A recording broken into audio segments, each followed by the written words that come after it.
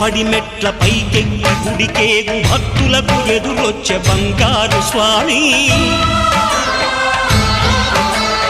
ఇరుముడులు స్పృశించి శుభమును దీవించి జన బృందముల చేరే జగమేలు స్వామి తన భక్తులనరిల్చు తప్పులకు తడబడి ఒక పక్క ఒరిగెన ఓంకారమూర్తి